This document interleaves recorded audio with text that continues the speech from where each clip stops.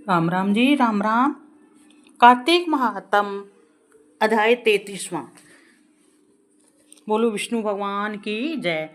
राजा पृथु कहने लगे, हे नारद, कार्तिक के व्रत के उद्यापन की विधि भी बताइए, क्योंकि आप सर्वज्ञ है।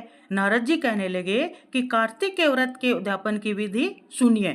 कार्तिक शुक्ला चतुर्दशी के व्रत की संपूर्णता के लिए उद्यापन करें। घर के अंदर गोबर का चौका लगावे, तुलसी के ऊपर मंडप बनावे, द्वारों पर मिट्टी के 4 द्वारपाल बनावे, जिनका नाम सुशील, पुण्यशील, जय और विजय रखे।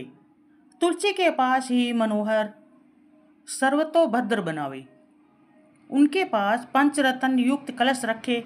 फिर स्वस्ति वाचन करके गणेशादिक देवताओं का पूजन करे। शंख, चक्र और गदा धारण किए हुए तथा रेशमी वस्त्र युक्त लक्ष्मी सहित भगवान का पूजन करें।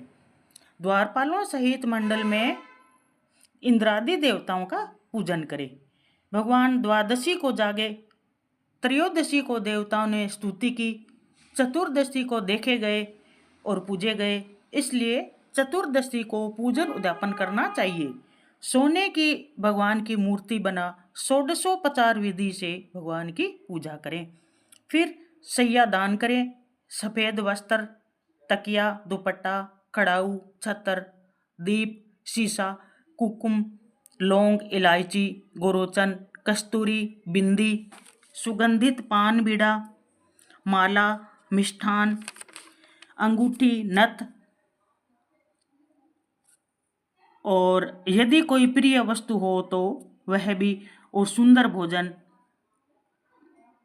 ये सब दान करने चाहिए।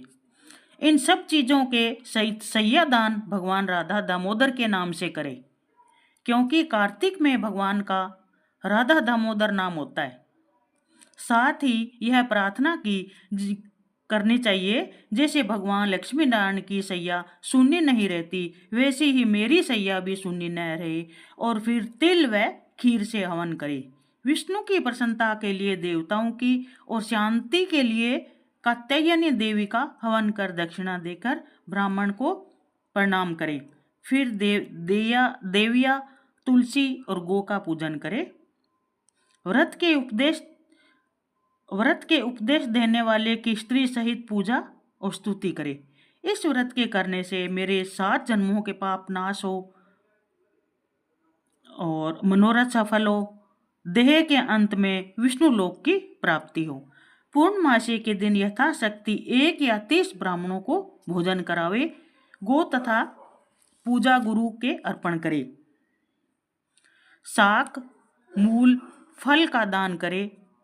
द्वारपाल, कौवे, बिल्ली, चूहा, कुत्ता, चांडाल, इनको अन्न देवे। फिर हाथ जोड़कर भगवान से प्रार्थना करे, हे भगवान, मेरी संपूर्ण कामनाएं पूर्ण करो, मैं आपको नमस्कार करता हूँ। इस प्रकार प्रार्थना करके भगवान श्री लक्ष्मीपति को अर्घ्य देवे और कहे, हे देवेश, लक्ष्मी सहित अर्घ्य ग्रहण करो। जिनके स्मरण मात्र से तप, यज्ञ, क्रिया थोड़ी भी संपूर्ण हो जाती है, उन अच्युत भगवान को मैं नमस्कार करता हूँ। कई भक्त जन भगवान की प्रसन्नता के लिए अपने घरों में दीपमाला भी करते हैं। ब्राह्मणों को खीर आदि का भोजन कराकर दक्षिणा देवे। फिर मित्रों और बंधुओं युक्त आप भी भोजन करें। नारद जी कहते हैं कि जो कोई इस व्रत को और इसके उद्यापन को विधि से करता है, उसको विष्णु लोक प्राप्त होता है। कार्तिक महात्म 33वां अध्याय समाप्त। बोलो विष्णु भगवान की जय।